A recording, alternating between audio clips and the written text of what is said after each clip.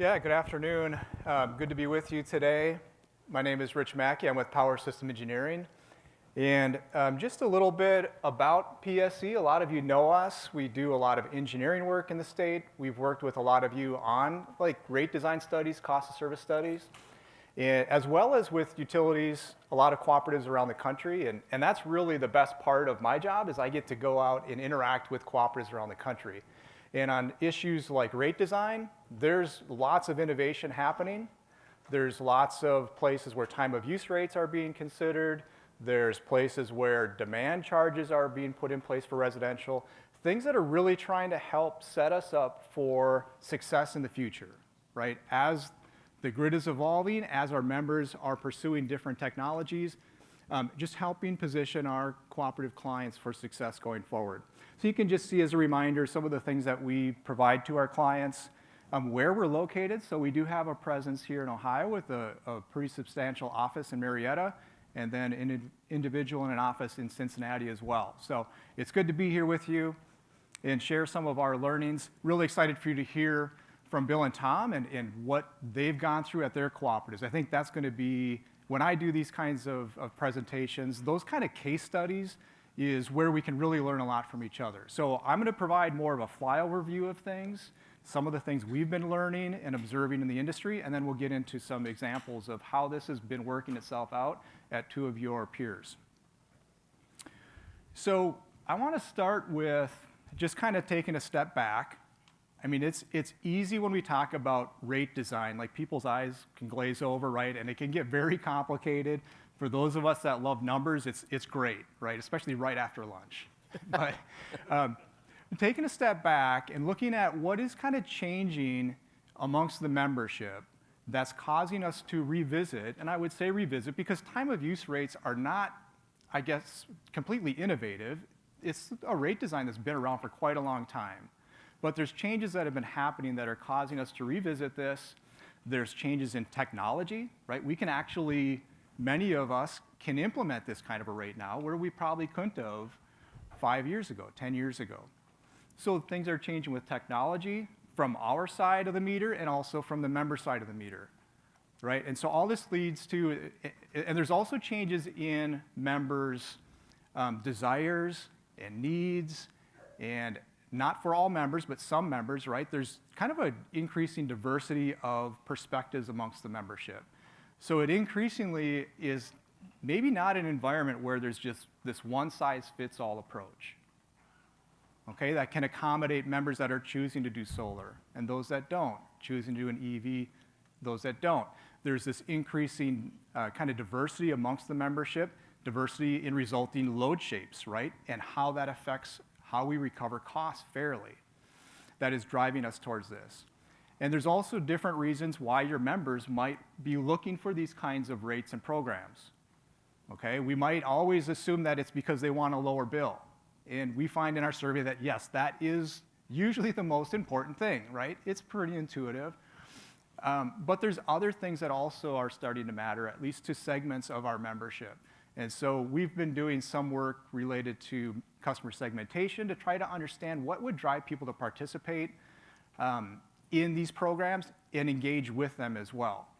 So some examples of this, when we ask the question around time of use energy rates to the membership, and this is just for one of our distribution cooperative clients, not in Ohio either, but we ask the question, and the question can get kind of nuanced very quickly, right? So it's kind of tough to ask these questions and make sure people are understanding them completely, but do I support charging higher rates for electricity used during peak periods of the day when it costs more and charging less for periods of the day when it costs less? So aligning rates with cost and having it change, having different prices throughout the day. And about 60% of the members support that. Maybe it might be, you might think, well, why wouldn't it be 100%, right? Like it seems like it might be higher. So it's not maybe connecting cost causation with rates. To me, like that's just second nature. That's like the language I speak. But to our members, they might not be connecting that all the time. So when we talk about, when we message rates like cost causers being cost payers, just keeping that in mind, like that might not resonate as strongly as we think it might, okay? When we personalize the question and ask someone, would you consider, or I would consider, changing when I use electricity in my home to avoid peak periods of the day? So this is not kind of this philosophical, would you support doing this? Like, would you actually change your usage if there was a price to encourage you to do so?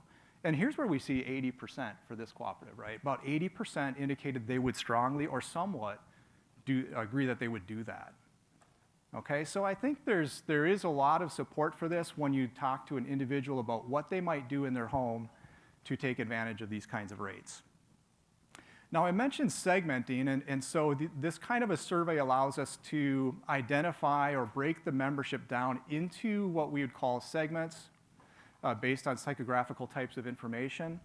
And so here we're just showing how do people respond to the cause, or why would they do something like that? Why would they change their usage? Is it for a financial reason? And you can see how the different segments of the survey responded to would they do that for a financial gain on their bill. And the segments that we were able to identify would be a green advocate, that's the green bar. So these are people where they do things. Obviously, they still do things for financial reasons, right? But there's other things. There's sustainability, there's renewable reasons behind why they would do things. And then there's the cost-conscious saver. That's probably the traditional member we think about. Like, they appreciate the cooperative, the reliability, but they're also looking to save money. And then the cost-conscious questioner, people that like to save money, this, connecting electric use with environmental things, maybe they're questioning that, skeptics maybe. And then energy indifferent, which probably in our survey is underrepresented because they probably didn't respond to the survey, right? They don't necessarily care. Okay, but some interesting insights there as far as financial reasons is a main reason why members would participate and engage with the time of use rate. How about doing it for renewable purposes? Because time of use, right, if you're reducing usage during high, intense energy-consuming times, you are reducing the amount of requirements from more carbon-intensive resources, right? The peak capacity resources can be throttled down. There can be some environmental benefits of that for carbon emissions. So how does that resonate with people? And of course, for the green advocates, that's just as important really as saving money. Okay, so it just kind of indicates how you might connect with members with these programs beyond just assuming that everyone just wants a bill reduction. Are there other things that you can communicate that will resonate with some of your members to either drive participation or engagement? And the difference I would say is people can participate, especially if it's like a mandatory time of use rate, right? Like at Hancock-Wood, it's mandatory. But that doesn't mean people are engaging with it, right? And actually responding to it. So how do we kind of get both in play?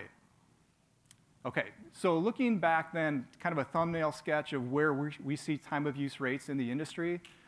There's a lot of investor-owned utilities that have kind of always had time of use rates, and they're typically just optional.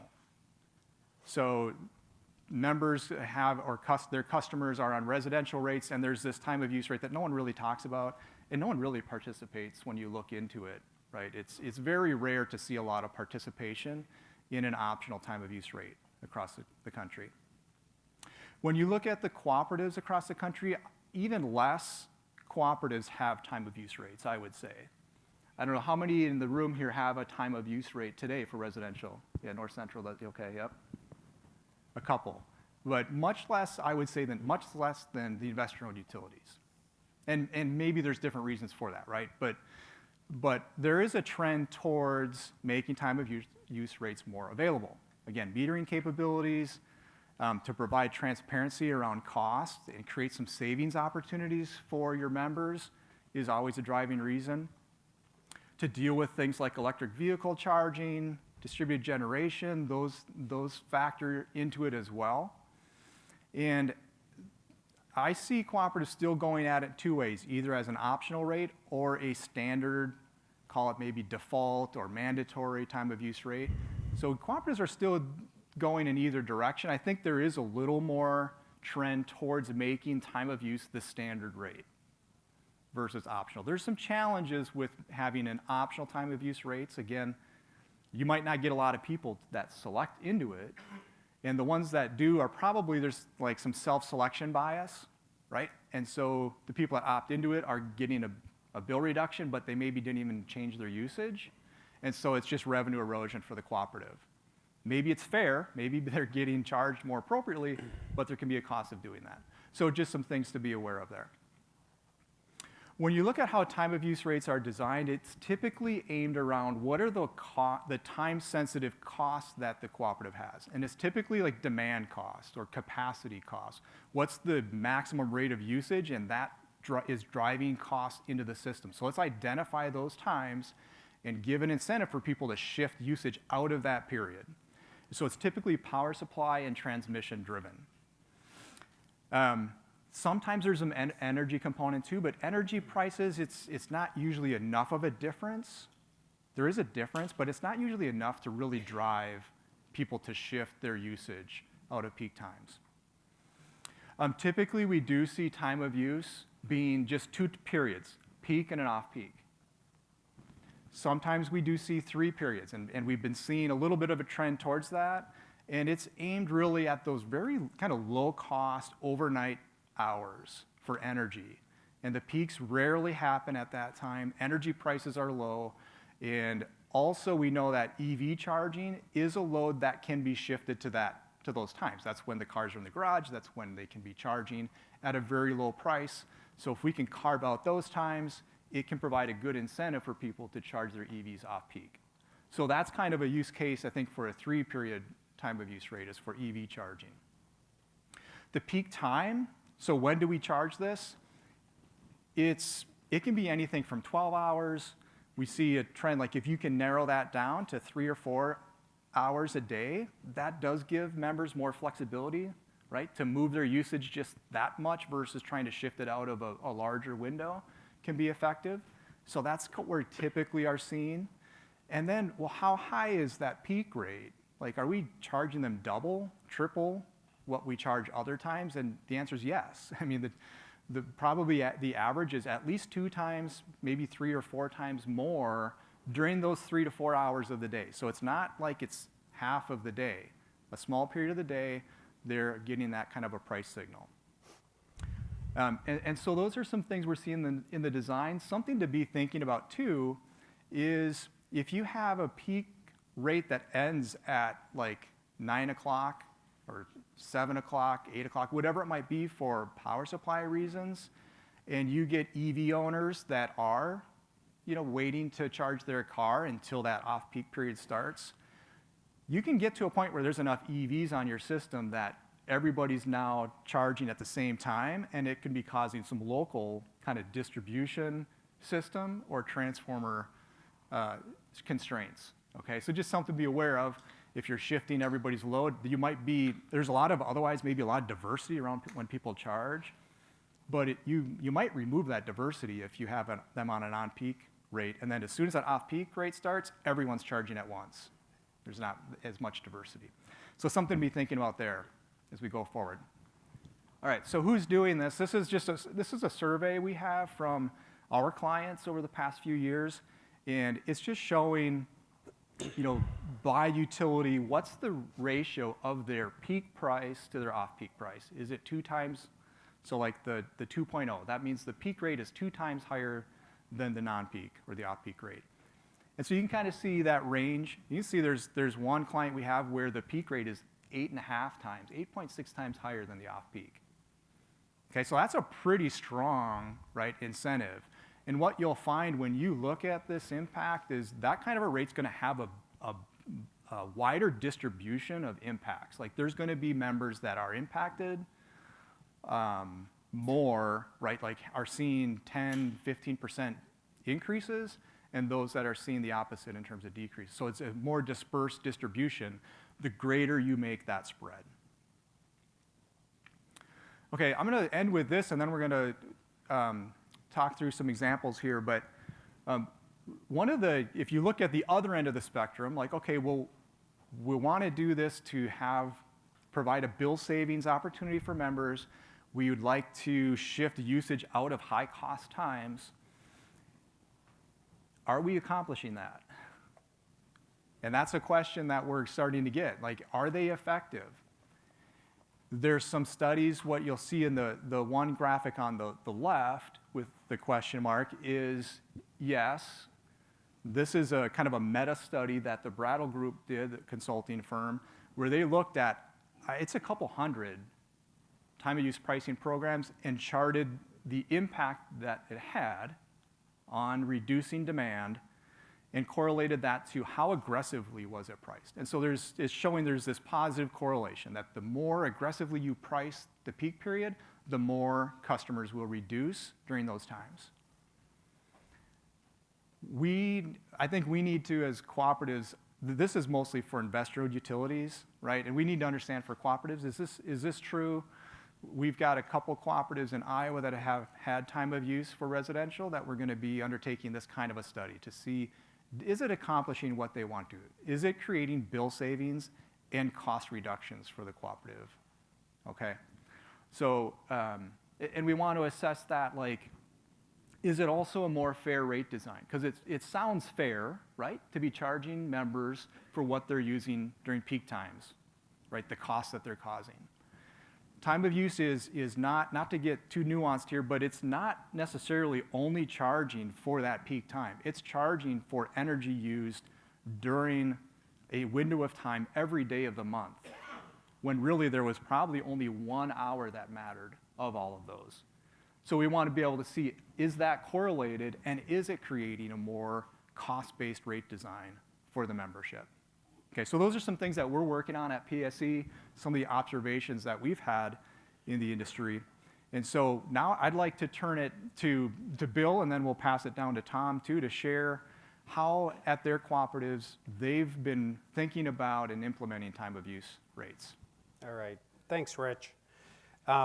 First of all, I'd like to say that we don't call it a mandatory time of use rate. We say we just have a residential rate that has billing a certain rate at on-peak and a certain rate at off-peak. So, but either way, about a year ago, we moved forward with what we call a time of day rate, what most people would call time of use, but our marketing group liked time of day better. So what were some of our goals? The first one was actually just like probably every co-op represented in here. We were coming out of COVID. We were at a point where we needed a rate increase due to inflation. So we were actively participating in a cost of service study to find out how much that needed to be. We also wanted to be able to answer the question for our members, how can I save money? And typically the answer always was use less. This gives them at least an option on how they can save some money. We had some class subsidies going on. You'll find out through this presentation. We have a lot of rate classes. About 60% of our kilowatt hour sales are C&I. We've always had the philosophy for a long time at the co-op that members pay the costs that they impose on the system, and we're going to recover fixed cost through fixed charges, so through the service charge, and we are going to collect our variable cost through the variable charge or the kilowatt hour charge. We did want to prepare for EVs, but at our co-op, we don't necessarily look at EV charging being any different than any sort of technology that a member may put in that would put a substantial new load. I'm sure they had the same problem when electric water heaters first came about. We also wanted to unbundle our bills. We had never unbundled our electric bill yet. And one of the things that we had told the board that we were going to achieve through this is we were going to make sure that this time of day rate was going to be revenue neutral. So whether we picked these two, off-peak and on-peak pricing versus whether we just had 1 kilowatt hour charge, it was going to return the same revenue at the end of the month. So like everything, we had a plan, and then things kind of go sometimes off the rails. And I think like Jim Trussell said, it's how quickly do you get the blip back on the rails. But we had started early on talking about a meter data management system. It had been part of our technology work plan. Actually, PSE had helped us put together that technology work plan. They helped us vet and interview all of the different vendors. It's probably a good time to mention that we are one of 2 oddballs in the state of Ohio. We do not have NISC. We use Meridian. We also started on a plan to communicate and educate our members, not necessarily on the time of use rate, but just, hey, a rate increase is coming. You know, we need a rate increase. We needed to complete our cost of service study. Then we would move through with rate design, and that rate design would involve moving all of our, what we'd call our kilowatt hour type classes, residential and general service, all of our non-demand rates to time of use. And then we needed to educate our members on this whole time of use, what the schedule was going to be, the potential savings, or, you know, basically what the cost structure was going to be. And then the big one is all the software modifications that you have to do. And we wanted to get this all done and effective by June of 2023. So the actual timeline, we actually, we use Census AMI. So we had to do some reconfiguration of our AMI system back in 2020. We moved forward with starting to implement the MDM in 2022. We presented the cost of service study to the board on November of 2022. Rate design was presented at the January 2023 board meeting. And this is maybe where I didn't do a very good job, and I'll get into that. Like, we had a lot of other things going on at the same time that we are, you know, digging into one of the most important things we do, rates, and asking our board to make a decision while they were making some other pretty large decisions at the same time.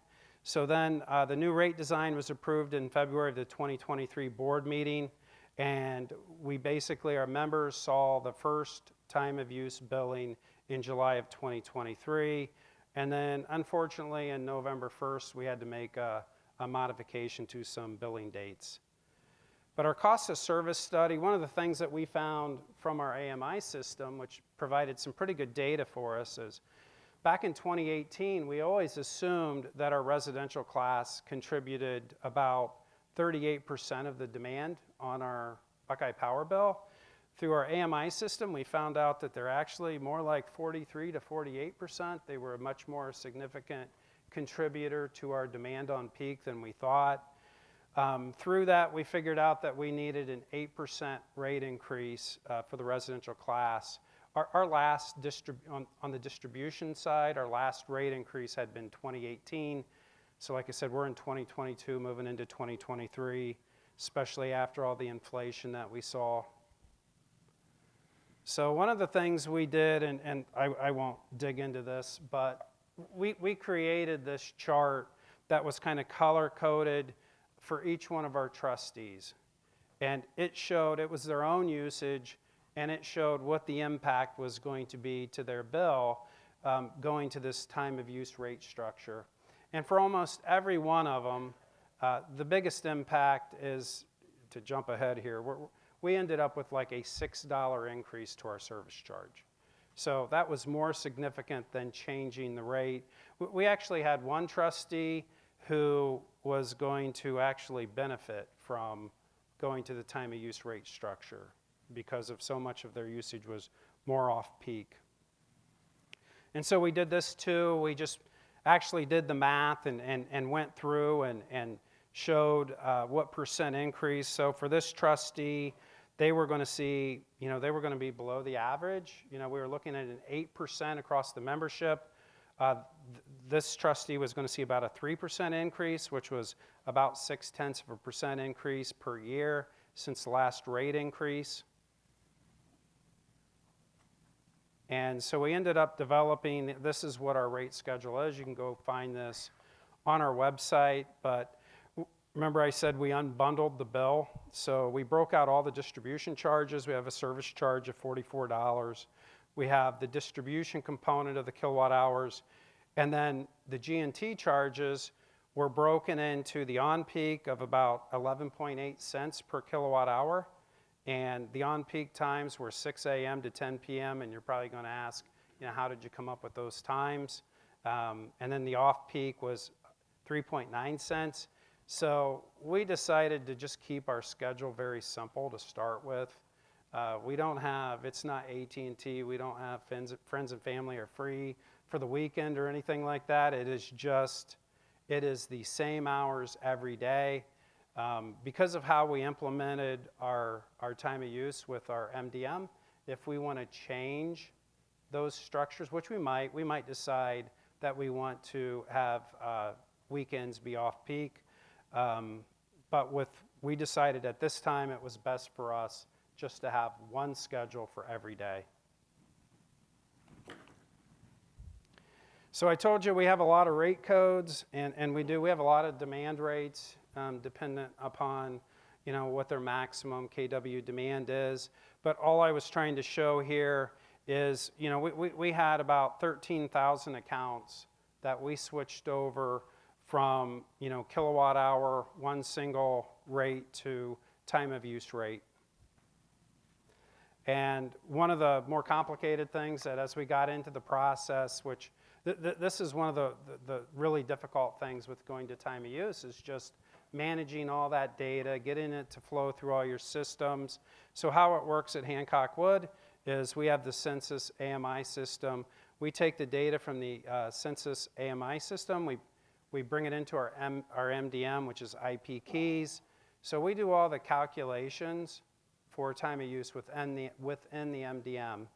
Then we push that to Meridian, which most of you have NISC. And then our bill printing company is Arista, which threw us a curveball in the last minute that we'll talk about. But how do we get the calculation? So we return the total kilowatt hours for the month.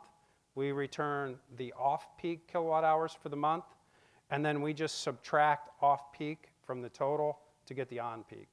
Because I'm pretty certain if we brought back off-peak and on-peak, they probably would not add up to the total. Just a way to hopefully reduce some errors. So this is what our invoice ended up looking like. Like I said, we were never unbundled until we did this. So we were trying to bite off a lot of things at once. We're going to time of use. We're unbundling our bills. We are telling our bill printers that we're going to have to print a new bill. And I said with Arista, that was one of our issues. Literally, like a week before we were going live with sending our first bills, Arista told us, you see the economic development adder on there, which we call our EDR. That had always been just rolled up into our kilowatt hour charge. We were told, well, you're going to have to show that on the bill. So I'm like, well, transparency is better than no transparency. So yeah, but it was a change that we didn't expect, that we kind of had to deal with at the last minute. But you can see we have the on-peak and off-peak, and we still have a PCA that collects for the variability that we have with the Buckeye Power bill. And then we have kilowatt hour tax broken out and our operation roundup. So one of the items that, once again, you get hit with some surprises, like in November, we had some air checking type issues. The fact that we did cycle billing. So we were reading, none of our meters had the same read dates. We had, I forget how many, we had like 6 cycles. So we had to break that down into basically, we needed everybody's meter to be read at the end of the month. So we ended up slightly changing some bill dates. And I will say, of all things that we did, the most calls that we received, and I'm saying most, maybe a dozen to 2 dozen, had to do with changing their bill date. More than the time of use, more than the $6 service charge increase. Most of it had to do with changing their billing cycle. So I was just going to talk really quick about how do we handle solar or net metering. So, we have delivered and we have received kilowatt hours. So the kilowatt hours that we actually would receive from a solar installation, we refund that at the higher cost, at the on-peak cost. Once that is depleted, we start deducting from the off-peak cost, and we're just talking the G&T portion. So we are not giving them credit for any of the distribution component of our electric bill. And then anything that's beyond that, if they would have a really large solar installation, we start crediting them at the Buckeye avoided costs that they provide to us. So it kind of helped us solve that whole complexity you have with net billing versus net metering. And that was part of unbundling the bills. So this is just a typical bill that we would have for a member that would have solar. You can see their excess energy credit there. That was for their overproduction that month that we paid them back at the Buckeye avoided cost. So what would we maybe do different, or we would think about possibly taking a different approach? So the cost of service study and proposed rates were presented at the same board meeting as the redistricting proposal. So our board had went from 10 to 9 districts. So the same time they are looking and evaluating what the new redistricting is going to be. So our board was doing a lot of work.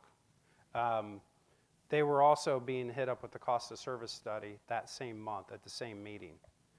And then when we presented the rate design in February, at that same meeting, we decided to change attorneys.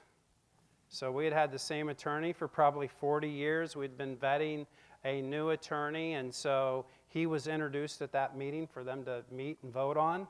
And we also decided to switch banks. So we were very busy. I didn't even realize that all this was going on until I went back and I looked at it. And then, you know, you have to answer the question, where do you really want to handle time of use at? Do you want to handle it at the meter level, or do you want to handle it at the MDM? We chose the MDM, which I think adds some more complexity to it, but it gives you a little bit more flexibility with the future, what you want to do. And then we also, we probably needed to understand a better, you know, what the redesign of our bill, what the implications were going to be. And then more communications always, both to our members and internally. It was even hard to get the communication internally to like our member service people to be able to answer some of the new questions that they were going to receive. So what went well? So we're a year away from this time of use, rate change. And when we look back over the 12 months, we can use the MDM data.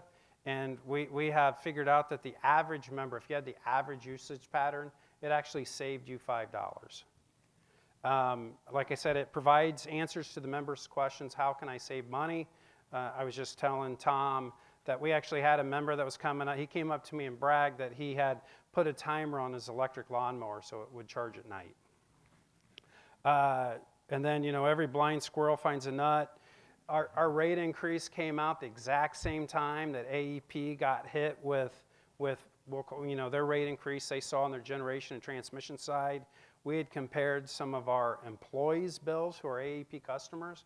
We put them through our rates. They were like 20% higher than what our members were paying, what our employees were paying. So we got kind of lucky with the timing of when we implemented our rate increase. The unbundling of the bill and transparency, I think that was very important. I think it gave us a way to explain to our members what they're paying for. We actually, and I will hand this to, you know, I had talked to Ed Van Hoos at North Central because they already had the time of use rate, and Ed had kind of indicated that they really didn't get very many member complaints from the time of use rate, and that's really the same thing that we experienced. Most of our calls that we received, and I'm under 30, were really related, once you dug into them, to the service charge increase. And then it does prepare us, we feel like, for residential EV charging, and helps us answer the question, if someone does buy an EV, when should I charge? We can tell them at night. It's a benefit to them. It's a benefit to the membership. And it did help us address the whole net billing, net metering issue with solar. So with that, I'm going to hand it on to Tom. Thank you. My slides may seem like I've missed the topic of this a little bit, but our drive toward any time of day was driven by our concern over the EV loads. Butler's down just north of Cincinnati, where a lot of our territory is a bedroom community related to Cincinnati with commuters, so we've seen a penetration of electric vehicles in our area, so that's what kind of drove us toward time of day, and we kind of modeled our time of day after the rider that we looked at for electric vehicles. So we looked at the way we do our residential rates. They're kilowatt hour rates, and I wouldn't necessarily call it a power cost adjustment, but we basically pass our wholesale costs directly on to our consumers through a variable and a non-variable component that's based upon our wholesale bill, and we convert that into a kilowatt hour rate. And when we got to looking at the load factor of electric vehicles, we saw that we would not be able to recover our wholesale power cost for somebody who came home and charged during the PJM high 5 hours that we see in the summertime. And you can see, based upon whatever size charger they had, we could be anywhere up to $3,000 we would not recover. And we were already seeing adoption of the EVs. I think we had one ACSI survey in 2019 that said we were already at 2%. Now, I think that was high. I think that was just a survey anomaly, but we were seeing an adoption there. So we decided to do a member focus group with people that we knew already had EVs. And a couple interesting things that came out of it,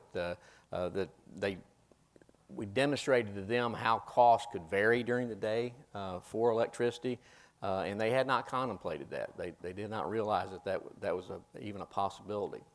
When we talked to them about the possibility of time of day or some sort of rider for that, they were concerned that were we just isolating them, EV users, and what about other loads? So we have not gone to mandatory, and part of that was from this focus group because they were concerned about us isolating them as a load.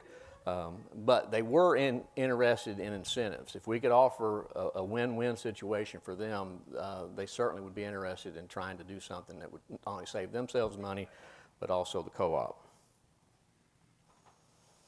So we went through a cost of service study, and we looked at 3 different options. The time of day for EV charging only, and we made some decisions and thought we had to go with a sub-metered approach to that.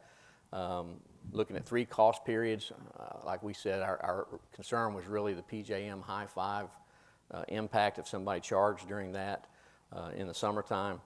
And so we looked at a rider, which was just surcharges or credits on the regular residential bill. And then we also felt like we had to look at what we call a whole house time of day rate. And we were like, my marketing group was like Bill's. We used to say time of use, but they like time of day better also. So that's what we call it in our rate book. And we also looked at a flat rate option, looking at $1 per month for off-peak charging with an emergency rate if somebody had to charge during that. And we kind of threw that one out when we presented it to the board. I think our board was kind of concerned with gaming the system with other loads that to be able to try to cheat the system, if you will. So we stuck with the rider and the whole house time of day rate. So we broke ours down to, we do have 3 different zones. We have a critical peak, which is 2 to 6 during the summer months, not counting the 2 holidays in the summer. And that's what we saw. We kind of laid out a table similar to what Bill showed with the color coding. And that's the majority of our PJM high 5s that we've seen fall in those hours. And then we call on peak 6 a.m. to 10 p.m. and off peak 10 p.m. to 6 a.m. Because our wholesale rates, we don't get demand rates settled on hours during those hours, I think. So that's where we came up with that. And what our cost of service study showed is for critical peak, we looked at a 13.9 cent adder onto our normal non-variable rate. The on-peak hours is not far off of our regular rate, just 1.5 cent adder. And then for off-peak, we've basically taken the non-variable component out of the bill altogether. So that's, for us, it's over 5 cents coming out of our G&T wholesale power costs. And then when we looked at that, then we considered the distribution side of things that Rich brought up. Should we consider that on our distribution component of our bills as well? And what we came down to is yeah, if we do that, we can offer a discounted kilowatt hour rate, variable rate over the entire time period, and then just gives us an opportunity to introduce a residential demand charge during the on-peak hours. And so that's what we did there as well. And the long-term goal, obviously, with the distribution is to try to slow down any long-term capital costs that we might be able to avoid. We've got some subdivision activity going on, and one of the big concerns there is, you know, if everybody in that subdivision goes and buys an electric vehicle, how are we going to handle that? And so that's what we're trying to avoid with the distribution component there. Other things that we considered along the way, when we looked at this, we were concerned that the savings, especially compared to our residential rate, would not be enough. I think Rich mentioned this on a monthly basis to really entice somebody to do that. So we also developed a rebate program for being able to go on this rate. It's got a minimum time to be on it, and it's a pretty nice rebate that we're offering for somebody to let us put a meter in on their charger circuit and be able to go on to the EV rider or the time of day rate. Another thing that comes into play with that is we had a lot of arguments over whether or not a second meter was necessary. The chargers have metering capability, but what we came down to was, you know, some of it is not meter accuracy levels. Everybody has a different manufacturer they might use. And our concern was when we get down to it, if somebody changes their data that we would need to be able to operate with, having to go in and make changes to our billing system for every manufacturer that might do that seemed to be a reason to try to control. And so we went with us putting in a meter and being able to manage that from the co-op.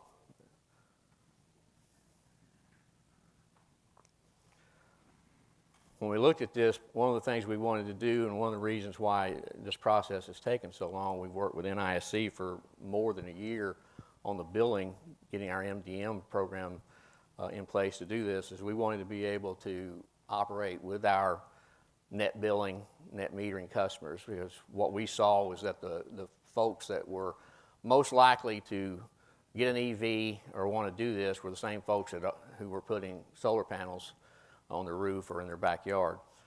And so we had a net metering rate, which we thought made the billing with this too complicated. So one of the things we came up with is anybody who is on net metering, where we are reconciling that at the end of the month, they need to move to our net billing, which is basically an instantaneous reconciliation, and it makes it much easier to do the billing for that. So our grandfather net metering accounts are ineligible for this. So if they want to do it, then they need to switch off to the net billing rate. And then the other concern was we knew that Buckeye was looking at the possibility of wholesale time of day rates as well. And the concern is, whatever comes out of that, if something comes out of that, if we've already moved into something, then we're probably going to have to adjust what we've done to match up, because you want to be able to pass the costs along. So another thing we had to consider was some policy changes that had to be made. So one thing we added to one of our policies to put the requirement on the members that if they put in a level 2 charger or something bigger, that's something they have to notify us about. So that's in writing now within our policies and available to our membership. We added an existing policy on contribution and age. So if somebody does add on to their service due to charging or something along that lines, and it requires us to go bigger than our standard transformer size of 25 kVA, that we were going to require contribution and aid for those changes. And then we added a policy to state that any service performing electrical vehicle charging as a commercial account, because we had up at Houston Woods, our state park, we had them bring a vendor in, and they just put in regular level 2 chargers, not a fast charger, but they're a commercial account. And so we changed our policy for anybody who's doing it for a commercial reason, that they have to be on a time of day rate or our regular demand rate for commercial accounts. So just because they just only put in level 2 and slide under the KVA requirement that we have for our demand rates, this kind of fixes that loophole for us. And then we also had policy in place which basically said what we had to put on our bill, and it required meter readings. Well, with the MDM data, we're using hourly usage values, not technically meter readings. So we had to change that policy to allow us to be able to use usage and not actual register readings. So, and we've done all that and put it in place. So this is our timing. So we started this a couple years ago, but we did announce it this year at our April annual meeting, and I think the first set of bills are ready to go out next month in September. But we did take a cautious approach to this. We have not made ours mandatory, so that it is an optional thing. So we're doing some marketing stuff in the magazine to try to promote this as a win-win situation for the member and the co-op as well. So that's where we're at Butler. Great, thanks, Tom. Well, good. As you're thinking about questions, we do have some time for questions, but I hope you got some insight as to like a mandatory time of use rate, an optional way to do it that's maybe focused on certain technology as well. And I know a lot of you have been looking into this. Probably a lot of what they've said is resonating with kind of the things you've been thinking about. Interested in sharing any feedback of your experiences, and maybe it's prompted you to think about things that maybe hadn't been brought to the table yet. So with that, open it up for questions that you might have from any of us.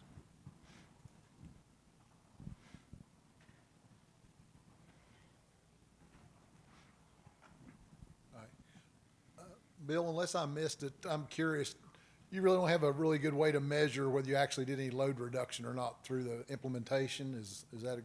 So we believe, like looking at our most recent monthly AMI data, it looks like the average member shifted their kilowatt hour usage about 3%. So. And is that, you mentioned about a $5 on average bill reduction, and so that kind of is coming from that average 3%? Yes. Good.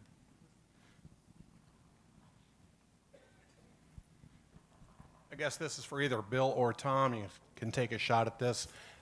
With yours, Tom, I see that your prime peak was June to September. So that basically excludes schools from that time period. But what's the response, or what are you expecting from your commercial customers who don't have that option of regulating their load very much? They get a little bit of that price signal from our commercial rate with the demands. They can use that as their driver at this point. So we have not dove into a time of day rate for commercial, other than the fact that our rates are set up that way to some extent.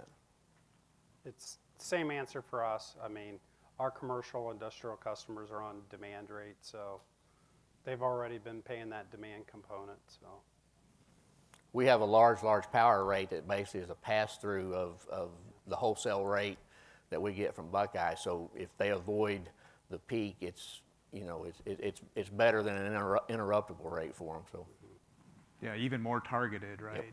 Yep. Time of use kind of dilutes that price signal, but it makes it more palatable for residential members for sure. Tom, I noticed that one of your policy changes related to the need for a member to notify you if they install a level 2 charger or higher. So how do you police that? How do you know about it? How do you make sure that happens? we try to do that through our communications. It'll be in our articles. We made our policies available to the membership online. So it's a matter of communication on our part to be able to do that. And that is, I would suggest it's a great question. It can Yeah. be a big issue, right? Because I think Yep. you can look at data, like AMI data, and get an idea of, how many EV owners do you think have self-identified? And if you create a reason, right, like a savings opportunity, you're hopefully getting them to self-identify versus slapping them with a demand charge. Then guess who's going to tell you they have an EV? Well, no one will, right? We got time for one more. Is there one more? I would just add, though, with the we don't have that type of restriction, but we do monitor our AMI system to see if we have residential customers who may show a peak in their usage.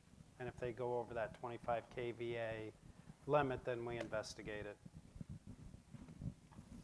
And there are some software vendors out there as well that are starting to use tracking algorithms to be able to, you can run it and it'll point out accounts that it believes has an EV load on it. Just a small nominal cost for that software, though. Great. Well, thank you for your time. Are there any more questions? Oh, we do have one more question. Was there a difference in your margins when you're cooperative, when you changed the rates compared to what was straight? We needed to do a rate increase, so the increase in our margins came from the rate increase, didn't come from the time of use structure. It was more the $6 increase to the service charge. Yeah, and I don't have enough data yet to answer that question with mine, so. Great. Well, good questions. Would you please join me in thanking our panelists here, Bill and Tom?